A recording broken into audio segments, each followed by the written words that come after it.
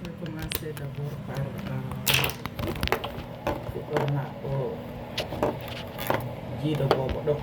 oh my goodness. Ok. Bonsoir mes amis. Je suis tellement frustrée. Je n'ai pas de mots à dire. Les mots me manquent.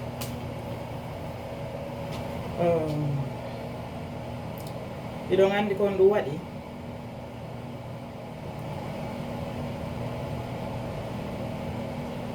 mon frère ɗa andi gorko ɓarindotoɗo debbo ko honno Allah waɗata hunduko makko kon toni ɗin fota e waɗum ɗo wa birikije gorko ɓarindotoɗo komi remarque kon andi kominni komi alata kono ñande mi heɓi tan mi jooɗi mi ndaari Facebook wo komi yiyata ko mi arta e mi jaabuma ɓa hersata andi ko ɓeynnata kon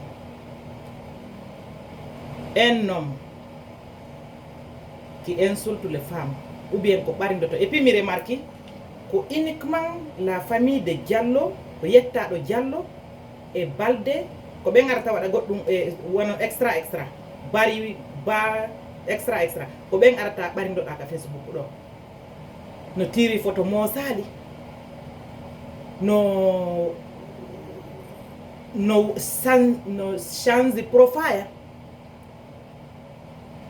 koko woni feƴƴude kamen fof koko woni feƴƴude laggine fof minen nde ka amen awa ɓa mi sikka nga tawa kay ɓen ko woni feƴƴude ton kon fof an ala hunduko ko wowlira wowla ɗum ɗon defanda ɗum ɗon an ko arɗa ka Facebook ɗo wo ko hunduko ma hiɗa ti feele Twitter kono a landotono sikkunoɗo le bonhomme qui avait pensé il est intouchable ko woni wo o winday hay so fuyti o winday faleluy demande kono ɓa a andi ko minta ko woɓɓe gono ton hara no wuuri kono hara no hakkude leydi e kammu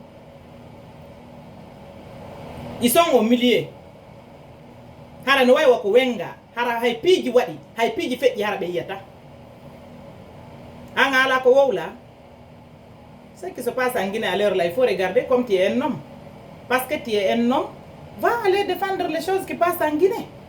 Les condamnations de Madick Sankon exemple les condamnations de n'importe quoi en Guinée, les gens qui meurent, les gens qu'on tue, les gens qu'on brigande partout.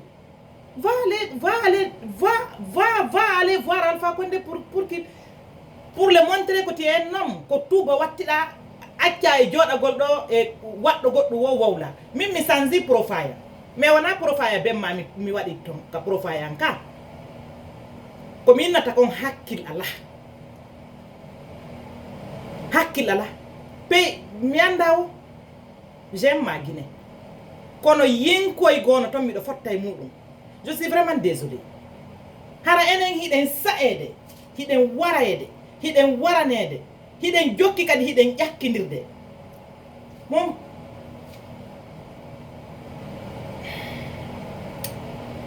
les mots me manquent.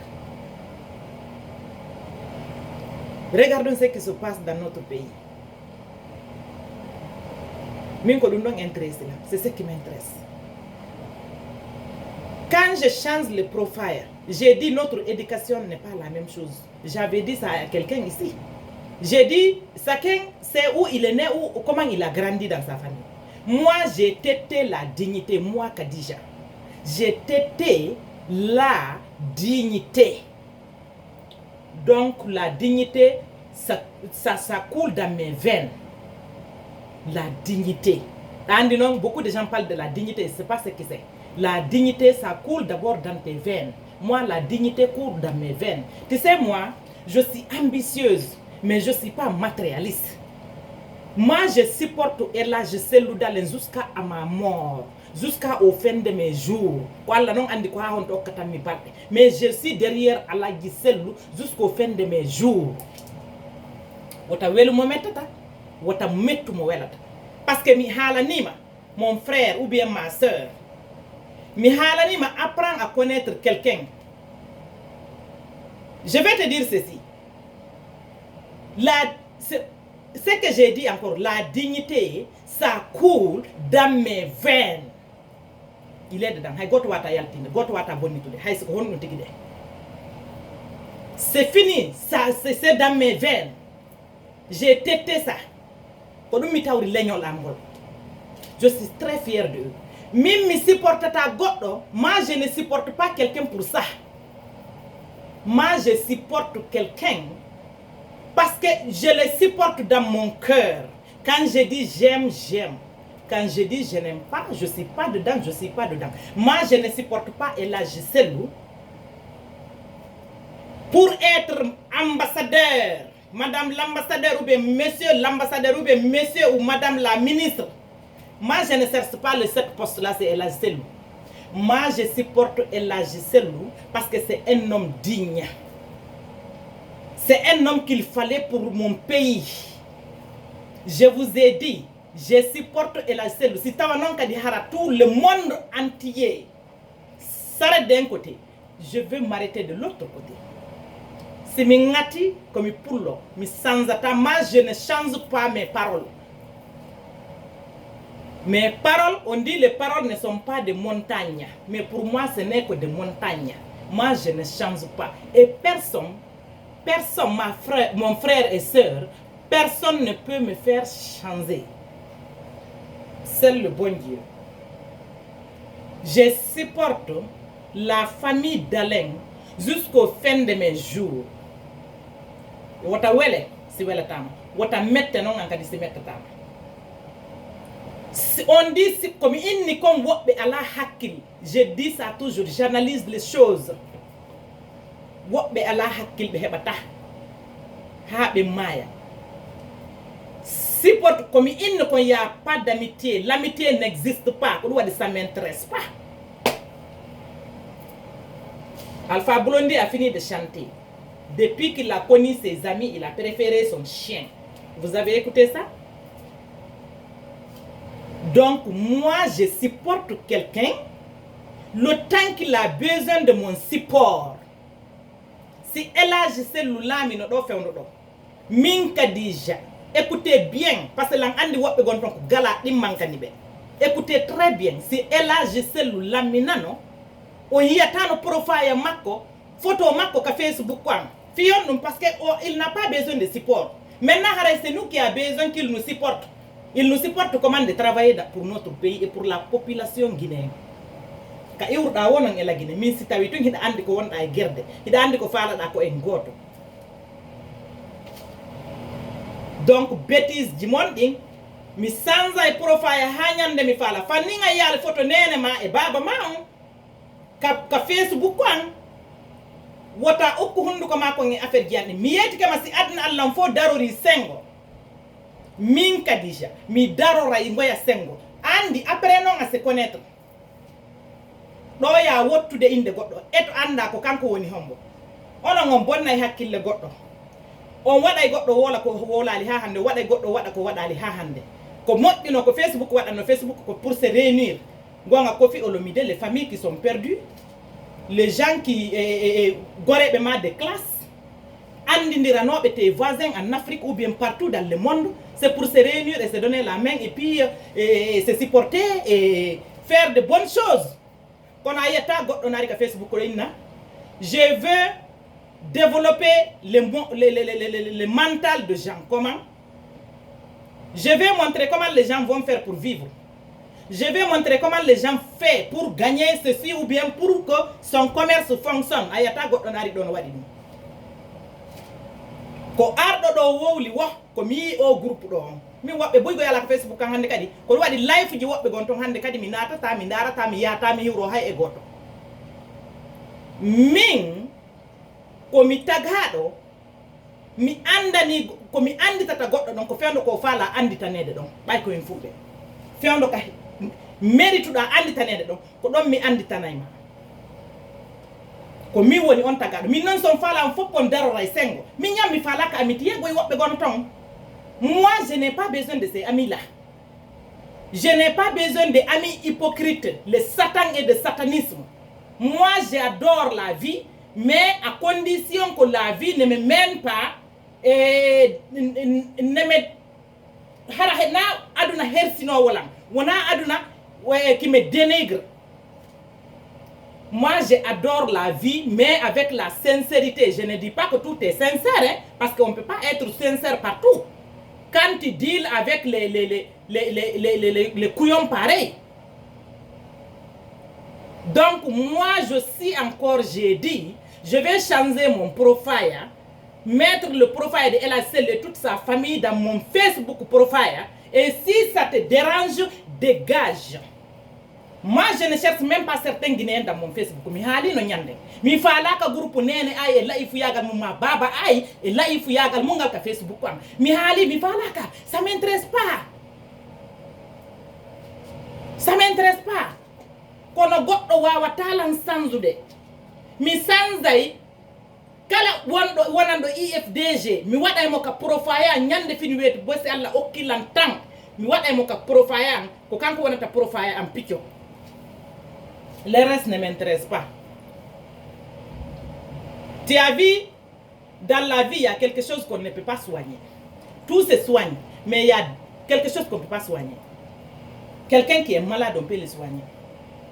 Quelqu'un qui est pauvre, il peut s'enrichir.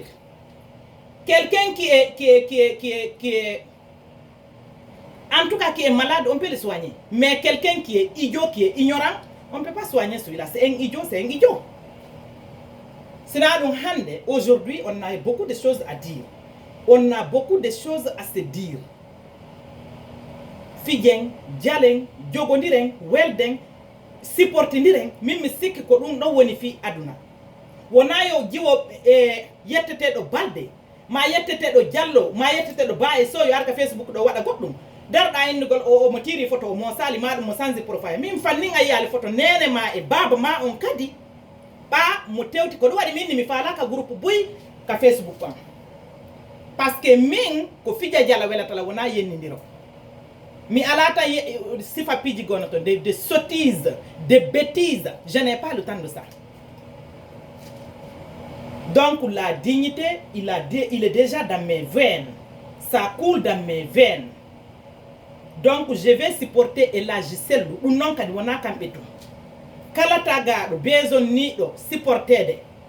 Mi waday kollu mi imina kollu mi andana ma je suis là pour toi. Moi je suis pas comme tout le monde, comme je dis toujours. Je suis pas ami de tout le monde, ça m'intéresse pas. Vous voyez comment je suis? Je brille. Je suis épanouie. Oui, quelque part. Mais quelque part aussi, quand je tourne un peu, parce que tout le monde continue de vivre, on peut tourner à ça tourne je ne vais jamais changer. Personne ne peut me changer. Moi, je suis derrière de tout l'IFDG jusqu'au fin de mes jours. C'est à une mette, Awahara iti dégage. Ko kala mo fala kala yidde ko mi wadata kon yo on tigi dégage yo nafiki on fop déjà yo dégage, dégagez de mon Facebook. Tous les lâches basta. Si tu sais que tu es lâche, hein, espèce de Satan, donc dégage avant que je te dégage. Parce que tu peux pas me changer. Les bandes de Satan, mimboudi no wela lan kono lam fala hara ko mi dakku de dimboudi. Hey, moi j'aime vivre. J'ai pas besoin de millions pour vivre. Parce qu'il y en a ici qui sont millionnaires et qui ne sont jamais heureux. Mbodi ko mi torto Allah yalla Quran ko foko yo di taw hare di wondani lange barke ko bibbe arona. E famille. Kala kono arda hotira. Wona c'est pas l'argent de satanisme. J'ai pas besoin de l'argent de satanisme.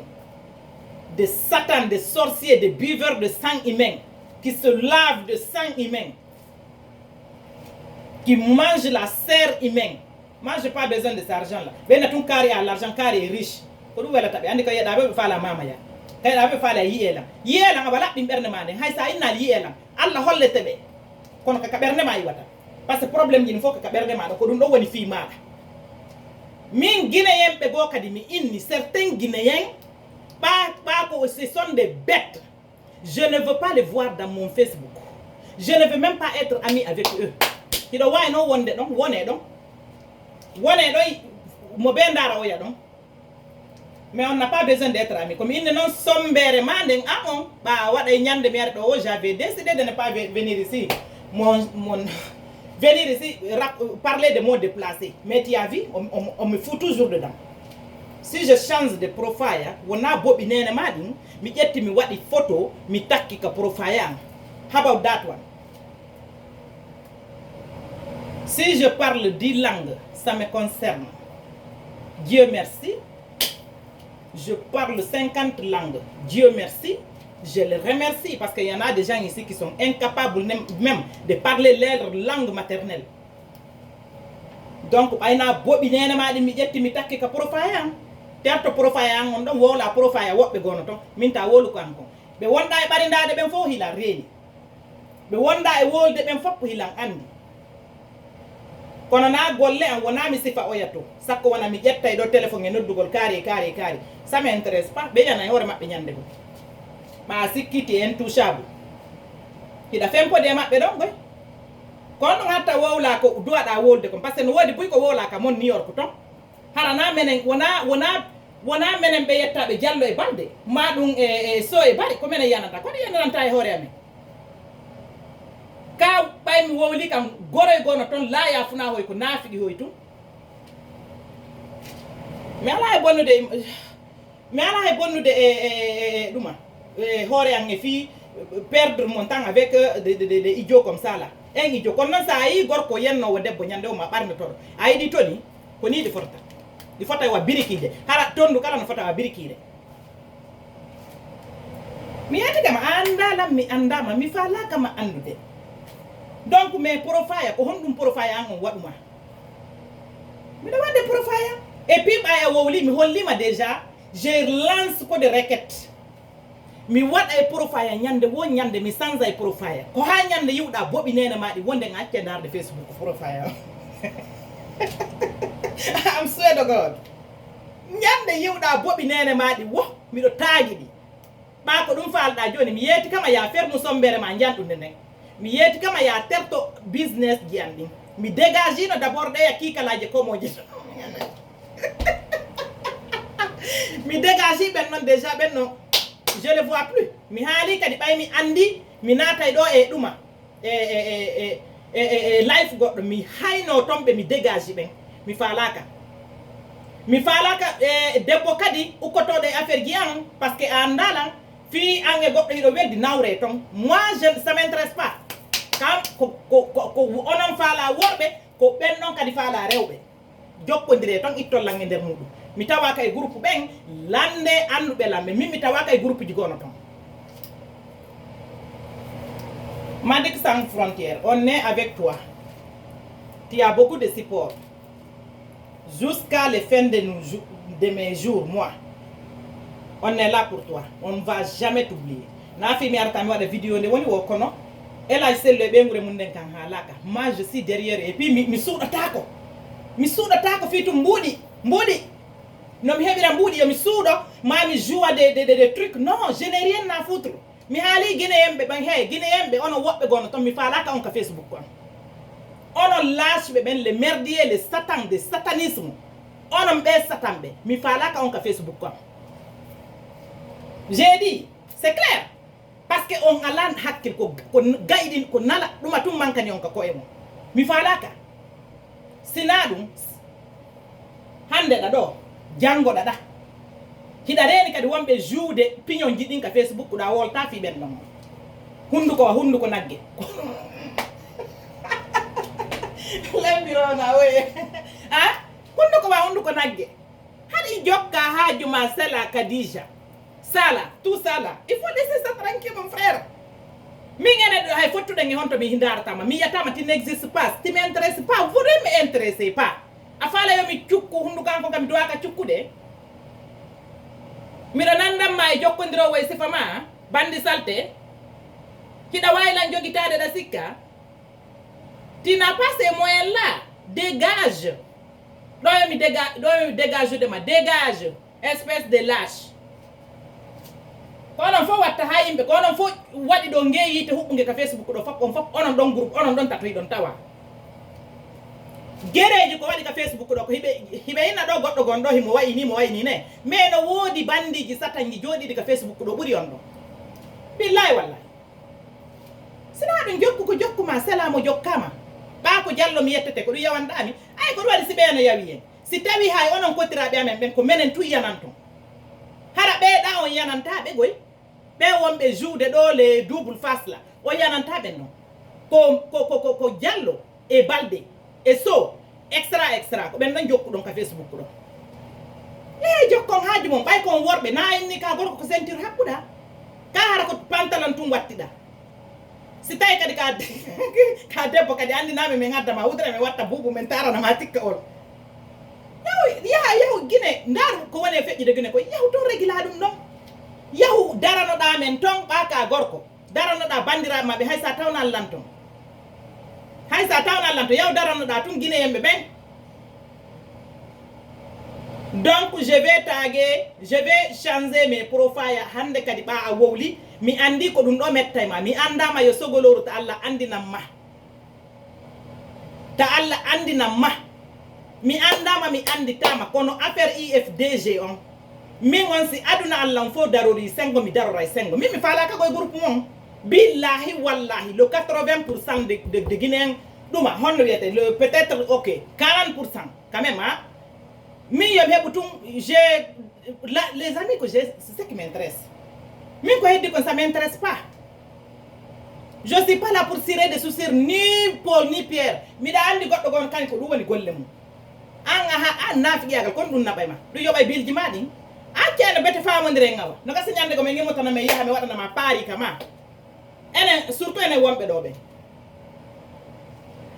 kono ko imma goddo ko no fenira do hino fentira do hino wowlira do hino townira do hino pitira do ay ni nyande awama bore hon oui. Moi, j'adore les blancs parce que si je les haïssais, j'aurais pas resté dans leur pays. Hein. Moi, je suis pas là pour leur building. Hein. Voilà. Quand on a eu des appréciations, il y a porto bento, mais il faut quand même bien porto. Donc, mais la différence entre celle-là et moi, ko bay haray satam be gono jokkondire makko ton o ori kadi o yaari to modi enen kadi en hersu seeda sa jokkondirale be ni o kawtal kono be haalata dum kawtal bongal kawtal mo habbi lando ko jiwndo mi nyanga men jokku haajuma sala yimbe ben benta you sleeping ko honno innete habbo do ko honno innete kawtal moƴƴal no ɓuri kawtal I don't know how to say that bay ala walude mi kan jolfe ka ko honno okay ko honno innete kawtal no c'est en pulaar ko honno innete kawtal moƴƴal no ɓuri ka pulaar I don't know how to say accu do mi ganto video am no bye andi kawtal bongal mi anda ko no dum haalete donc mi accu dum non goddo no way wade wo donc min ko mi nata jogitagol kawtal ma c'est très important jogitagol kawtal ma c'est très important mo wonduda parce que si goddo wadi ma do be yahande goddo jakarta to ko mo badondirda on ko don be ko don si mo don si goddo sa yani do nokkugo ko kata jama on dogata arafa bo ma ko dum mi falno haalde je parle 50 langues kono peut-être hara fowlaba I don't know awa jango kadi mi taga mi wada mi sanza e profile nyande wonyande mi sanza e profile ba mi andi mi tayino mettangal ke kuwal ngal mi inni coin ya ferme sombere ma nden e fe an ala jabude awa nyande wonyande joni bay mi andi no mette mi sanza e profile am sino mettuma kadi dandi numéro téléphone ngal noddan halnala Nafi mi woltago nyande o mi halni on toujours. Je n'ai pas le temps de rester là à faire les vidéos tous les jours. Mais quand je fais une vidéo, je le ferai très bien. Donc, moi, je suis de l'IFDG. Je vais me tatouer ici. Je vais faire un tatou ici, là. L'IFDG. Comme ça, haray outi. Même me wuli radon, mi hersi radon. C'est pas un crime de choisir quelqu'un que tu aimes. Donc, criminalité, kono woni criminel ono be famin be hidon do hande hidon do jango kono woni criminel min mi sanzata aduna ko min non kadi sa ko wondo ka immido laabi po yehi ka RPG mi ala haaju e mada mi wowla inde ma je suis trop classe aussi fi yo barndo goddo ko mi haali ko mi inni ko famin be ben ko in out ko ben do woni men ala haaju e mabbe donc min ngam jango mi yahay mi wada tatou do je vais me tatouer ici UFDG ara don ayi tum photo an ko dum don ade to da yide parce que hara ay profile jandi no dérange de ma awa il faut te préparer à dégager parce que nyande wo nyande mi wada ay profile UFDG ka profile am kala ko fe iton hay se be nayi bareji mi wada di ka profile am hara ko bareji di be ne ata dingi UFDG mardo bare wa danela photo mayru kadi mi wada ndu ka profile am tellement hibe welala hay ko nyaari hay ko colline udon addanela photo ji majji o mi wada ka profile am ba hara mi ron kay kam hirto. Tu me connais pas, je te connais pas, je vais même pas vous connaître certains parmi vous.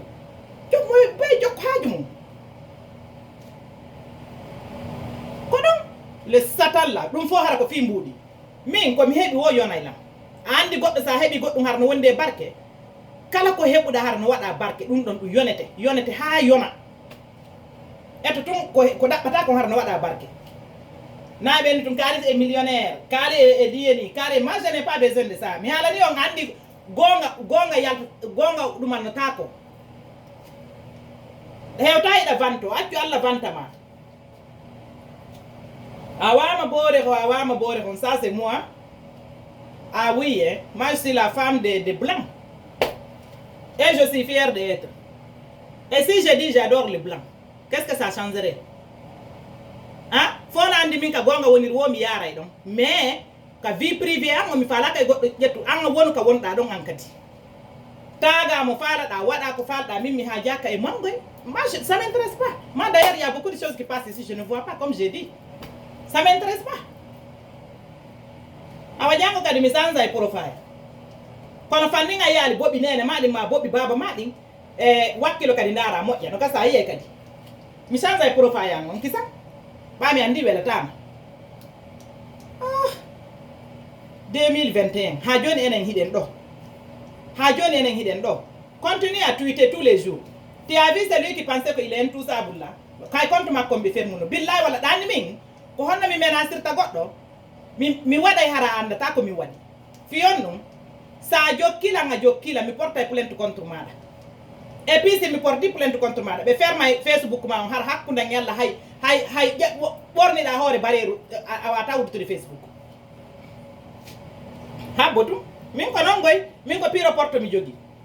Min ko arta do ngaw no do Facebook min intéresse ala goy. Min si goddo ngaw la ngandi kam yana ma. Na andi ko leydi luwani. Wadu tum ha nyande mettitila. Aya nyande go goddo no ara ma hara anda ko no woni. Botu je vais te montrer qui est qui ici. Je vais te montrer qui est Awa. Comme tu sais que je suis la femme de Boulangoué. Capitaine de l'armée.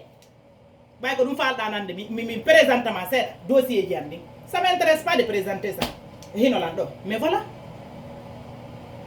Quand ça a tiali tweet gol inde en Facebook, ma comme photo comme wadi wo là, winda. Ton compte va être grillé un jour. Hara asika kono dumande. Ha poto. Mi halni magoy. Mi hawi jogi numéro téléphone goddo. Si mi do fa OK, bonne nuit. Madik Sanko on est avec vous. Ela Selou Kadija est là, je suis avec vous. Fi mon wela lang. Ousmane Gawaleng yallahu yaltingong yallahu jonni to en Ousmane Gawaleng e kala nangabe. Monsieur Ba en fop. Yallahu jonni to em yimbe nanganabe en ben. Ko dum do menen intéressé men fewdo do. Madik Sankon on t'a donné 10 ans. Que Dieu fasse que dans 10 jours que tu es sorti vainqueur. Elle a celle, c'est qu'on t'a volé là. Que Dieu te le rend. Nous, on n'est pas des lâches, elle a celle. Nous, on ne cherche rien derrière vous, elle a celle. Nous, on n'est pas là pour que vous nous, un jour vous êtes présent, que vous me nommez Madame l'ambassadrice, ou bien Madame l'ambassadeur, ou bien Madame la ministre. On a un petit peu d'intérêt. Hay moi on a un intérêt jokudo. Maintenant c'est bien dit ko intérêt jokuda. Haray a perdu là. A perdu là. Ande aduna ko doy aduna ko hakkil. Sa wadi hakkil. A gagneray ñaatri posa kono sa wadi fetere. A wona ka wonda don ba ka a satanjo kon satambe. Bouya mon dog c'est des satans. Ce sont des vampires maquillés. Mais andi on goy buy ñanna na heewi do goy. Ñanna no heewi. ñanne sina ñanne ne amel ko dem bi fattu ñanne ne heewi do goy. Mi ko wadi mi photo ji on Facebook. Do not show my picture every day in Facebook because I know we have a lot of vampire people here. Pasa ay goddo no boni hanu añi goddo tunno cukki yimbe to ngandon ko vampire no mina wa tala nyaamude boy ayatal kursi no hewte Sudan fi kala ko mi madam bore ko awama bore ko awama bore kom I don't know what fi kala ko mi wama bore kom min ayatal kursi no hewte Sudan ko biddo pullo goy kisa donc baabi dan ni nyanne yagal mongal on jetta dabbon kanawon jokke ko jokkudon kon ton votre ambition satanique là, votre lâcheté là, votre pied in and out là. Allez-y, continuez votre route, nous allons continuer nous aussi notre route. Madik Sankon, que Dieu te fait, que Dieu te enlève dans tout ça. Kala nanga bella gine fop yo Allah gido, Allah yo Allah délibéru be fop, yo Allah wallu be fop be hetto. Kala mi jani don ko boni yalla rondu on tigi. Kala mi jani don jamfa me ngittana on sadaka bofo nyande wonyande menen ko dum don men mari me nganda goddum ko men beengu boore xom wama boore xom goy donc ko men beengu ben donc mi tey pass ko don nga intéressé la et alors yalla jonni tammen yalla hu jonnitu al elay sellu gonga makko menen votu be ben fokadi yalla hu jonnite ngenen kadi enen votu be ben har koy hore berne labunde poy jokki elay sellu woni maninka woni soso woni pullo yalla hu jonnite en gonga men on tout le monde tous les bons guinéens que Dieu nous sauve de cet gouvernement tueur satanique là que Dieu nous sauve. Bonne nuit mes amis.